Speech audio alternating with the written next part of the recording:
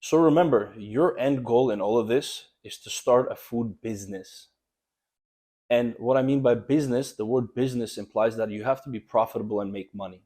So today we're going to talk about the cost effectiveness of your ingredients and how to source and lower the costs of your ingredients so that you have a profitable product and you have sufficient margins to sustain your business.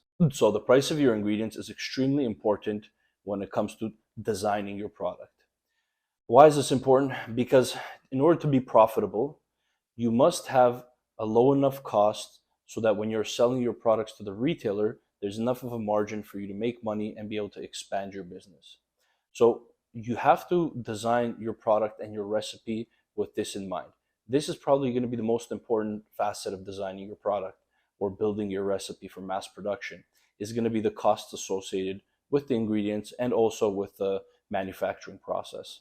So if you have a recipe, for example, where you use expensive ingredients, I'll give you an example from my Supernova hot sauce business. So in the previous video, I told you how I had 4 different peppers where I started this hot sauce company for the original hot sauce, and I had to take it down to 2.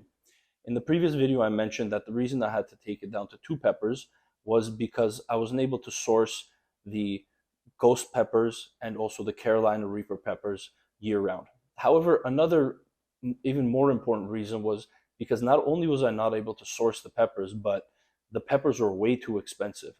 So let me give you an example. The Scotch bonnet peppers came in a pack, I believe 16-pound box, and they cost around $36 per box. The Carolina Reapers and the Ghost Peppers were again a 16-pound box, but they cost almost $90 to $110 depending on the season. So using this pepper is not going to be effective when building this product in order to make money in the end, right? So it's all well and good when you're making it at home. It's not a big deal because you're buying it in such small quantities. But when you're buying it in large quantities and the purpose is to make a profit, your ingredients must actually be quite a bit cheaper so that you can maintain a margin for you to make a profit and eventually grow and expand your business. So you have to do this with all your products. If you have a, for example, recipe that uses pink Himalayan salt, well, pink Himalayan salt is about $25 per kilogram. Again, all well and good when you're using a pinch. You're not even going to notice it in your wallet. But if you have to make 250 kilos of Himalayan salt or use 250 kilos of Himalayan salt in your product, that's going to be around $6,200.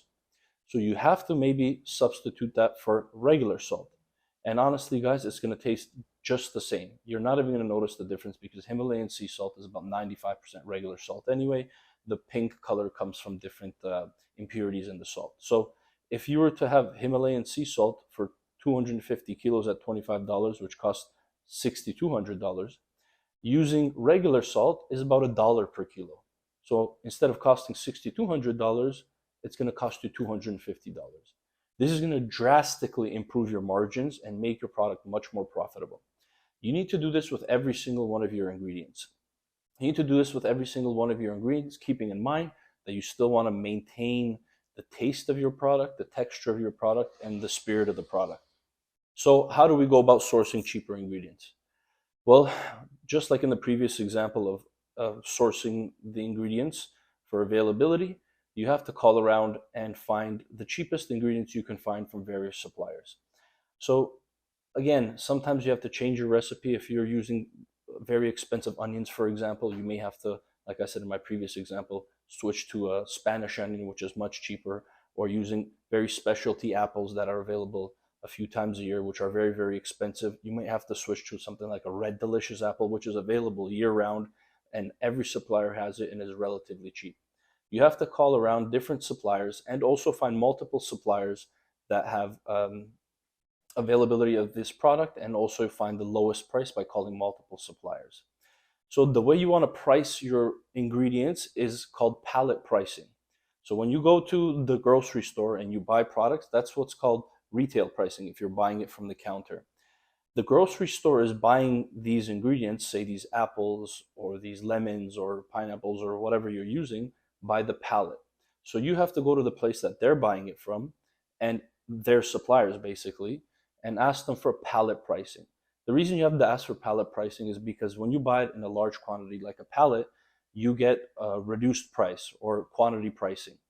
Now, that's going to be basically the cheapest price you're going to get for this, for any ingredient really, is pallet pricing. The only thing that's going to be cheaper is pricing it by the truckload, but even at that point, because quantities are so large, the price per unit doesn't change much.